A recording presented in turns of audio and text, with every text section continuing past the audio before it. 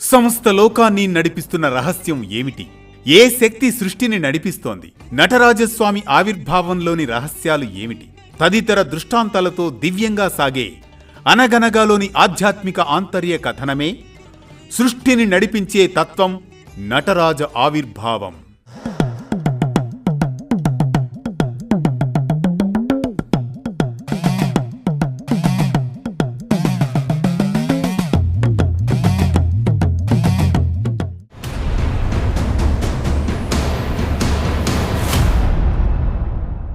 అనగనగా శివ మహాపురాణం ప్రకారం అలనాడు సప్త సారస్వతమనే పుణ్యభూమి చిదంబర అరణ్యంలో పవిత్ర నదుల జలం, వనాల నిశ్శబ్దం, యుగాల ధర్మ స్ఫూర్తితో నిండిన స్థలం అది. అక్కడ తపస్సు చేస్తే శివజ్ఞానం కలుగుతుందని తెలుసుకుంటారు మంకణ మహాముని. ఏకాగ్రతతో ఆ ప్రదేశంలో ఒక దివ్య సంకల్పంతో పరమశివుని అసలు తత్వం తెలుసుకోవాలని, లయనాట్యం రహస్యం దర్శించాలని దృఢ చిత్తంతో తపస్సును ప్రారంభిస్తాడు. ఓం నమశివాయ అంటూ ప్రారంభిస్తాడు. తదేక దీక్షతో ఏకాగ్రతగా శివునిలో ఐక్యమవుతాడు. ఓం నమశివాయ అంటూ తపస్సులో లీనమవుతాడు మంకణ మహర్షి. ఏకాగ్రతతోనే సాగే అతని శివభక్తి శ్వాసలా ప్రవహిస్తోంది. పగలు రాత్రి అనేవి లేవు. అతని మనస్సులో ఒకే ఒక లక్ష్యం, మహాదేవుని నాట్య రహస్యం దర్శించాలని. అతని తపస్సునకు దేవతలందరూ ఆశ్చర్యపోతారు. కాని శివుడు మాత్రం నిశ్శబ్దంగా పరీక్షగా చూస్తూ ఉంటాడు. ఈ భక్తుడు కేవలం దర్శనం కోసం కాదు, విశ్వనాట్య రహస్యాన్ని అర్థం చేసుకోవాలనుకుంటున్నాడు అని శివుడు గ్రహిస్తాడు. ఇలా ఉండగా రోజురోజుకు మంకణుని తపస్సు పరాకాష్ఠకు చేరుకున్న దశ అది.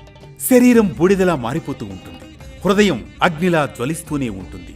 రోజులు, నెలలు, యుగాలు దాటాయి. మంకణుని పెదవులపై నిరంతరం పంచాక్షరీ నాదం.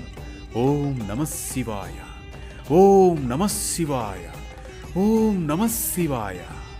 ఆ జపం అంతరంగం నుండి వెలువడుతూ అతని శరీరాన్ని తేజోమయం చేసింది. ఈ భక్తి పారవస్యంలో ఒకరోజు తనంతట తానే తాండవం చేయడం ప్రారంభిస్తాడు. ఆ క్షణంలో ఆకాశం నుంచి ఒక అపార ప్రకాశం దిగి వస్తుంది. వాయువు నడుమ నాదం, నాదం లయంగా మారిన సమయం. ఆ లయ నాట్యంగా పరివర్తన చెందిన క్షణం. ఆ వెలుగు మధ్యలో ప్రత్యక్షమైంది ఓ దివ్య అవతారం. మంకణ మహర్షి, నీ తపస్సు నన్ను ప్రసన్నుణ్ణి చేసింది. కాని నీ తాండవం ఎవరికోసం? ఈ తపన ఎవరికోసం? తాండవంలో పూర్తిగా మునిగిపోయిన మంకణునికి శివుడి మాటలు వినబడ్డం లేదు. అతను నాట్యంలోనే లీనమై ఉన్నాడు. ఆ సమయంలో శివుడు మంకణుని ఇంకొంచెం గట్టిగా పలకరిస్తాడు. మంకణ, నీ తపస్సు విశ్వాన్ని కదిలించింది. ఇది నా తాండవం. సృష్టి, స్థితి, లయ, సంహారం, అనుగ్రహం అన్నీ ఒకే నృత్యంలో ఉన్నాయి. ఈ రహస్యం నీ వంటి సత్యభక్తుడు మాత్రమే గ్రహించగలడు. మంకణ, నేను నీ ముందున్నాను. కాని నీ నృత్యం, నీ తపస్సు ఇంకా ఎవరికోసం? ఒక రహస్యం తెలుసుకుని మసలుకో. అదే భక్తిలో అహంకారం కలిసినప్పుడు అది భక్తే కాదని. అప్పటికీ మంకణ మహర్షి గమనించలేడు. నాట్యం కొనసాగిస్తూనే ఉంటాడు. ఆ క్షణాన శివుడు ఆగ్రహిస్తాడు.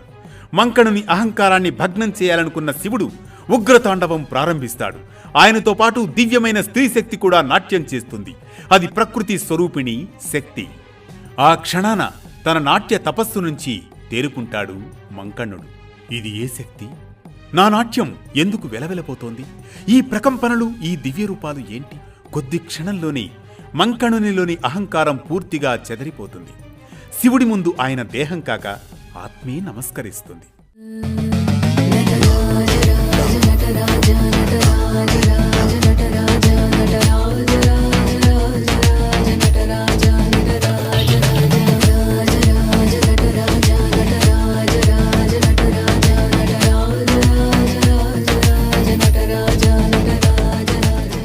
ప్రభు, క్షమించండి. నా నాట్యం, నా తపస్సు కూడా అహంకారపు ఛాయ పొందినట్లు ఇప్పుడు గ్రహించాను.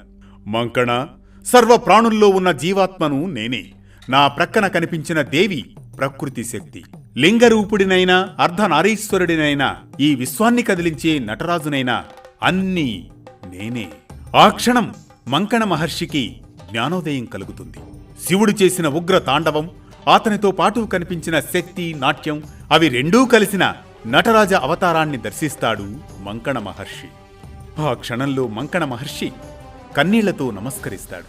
ఆ దివ్య నాట్యం అతని అంతరంగంలో శాశ్వతంగా నిలిచిపోయింది. ఇలా మంకణముని భక్తి తపస్సుకు మెచ్చి శివుడు నటరాజ స్వరూపంలో ప్రత్యక్షమై జగతికి లయ రహస్యాన్ని తెలియజేస్తాడు. అలా నీలకంఠేశ్వరుడు విశ్వనాట్యేశ్వరుడైన నటరాజ స్వరూపాన్ని ప్రకటిస్తాడు. ఇది అజ్ఞానానికి చిహ్నమైన మరుగుజ్జు రూపంపై, అంటే అపస్మారక పురుషుడిపై శివుడు నాట్యం చేయడమే ఈ రూపంలోని రహస్యం. దీని ద్వారా ఆయన విశ్వాన్ని నడిపిస్తాడనేది ముఖ్య సారాంశం. ఎడమవైపు ఉండే వామహస్తం అగ్నిని కలిగి ఉంటుంది. ముందు ఉండే ఎడమ చేయి గజహస్తం ముద్రలో ఉంటుంది. జులపాలు నలువైపులకు విసిరేసినట్లు ఉంటాయి. జటాజూటంలో గంగ, తలపై చంద్రుడు అర్ధచంద్రాకారంలో ఉంటారు. ఈ మొత్తం ఆకారం గుండ్రటి ప్రభా మండపంలో అమర్చబడి ఉంటుంది. నటరాజ స్వరూపం ఓంకారాన్ని సూచిస్తుంది. అగ్ని లయాన్ని ప్రతిబింబిస్తుంది. అగ్ని ఉన్న ఈ వృత్తం జనన మరణాలకు నెలవైన భూగోళం. శిరస్సుపై ఉండే తంగేడు పుష్పం ప్రకృతికి చిహ్నం. జటాజూటం నుంచి జాలువారే గంగ పాపాలను హరించే పరమ పావని, స్వచ్ఛతకు జ్ఞానానికి ప్రతీక. నెలవంక సృష్టికి చిహ్నం. చేతిలోని ఢమరకం క్రమబద్ధమైన లయాన్విత సృష్టిని తెలియజేస్తుంది. ఇది జనన మరణాల క్రమం. నటరాజు పాదాల కింద ఉండే పద్మం పునర్జన్మకు ప్రతీక. నర్తనం, నాట్యం రెండు రకాలు. లాస్యం సృష్టికారకం, తాండవం లయకారకం. ఇక అపస్మారక పురుష చిహ్నం మానవునిలోని అజ్ఞానానికి, అహంకారానికి ప్రతీక.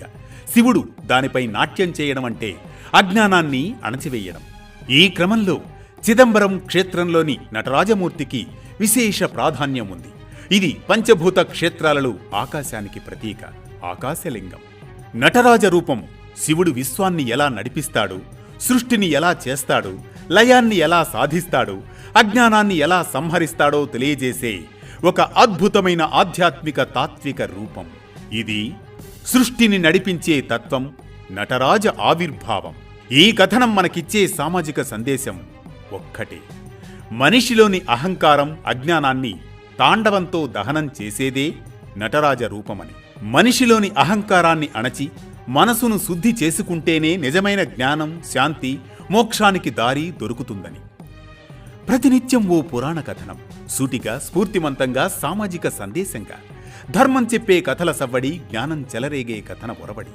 అనగనగా అంటూ మళ్లీ రేపు పలకరిస్తుంది ఆరుబయట వెన్నెల్లో జోకుట్టే కథల్లా వేటు న్యూస్.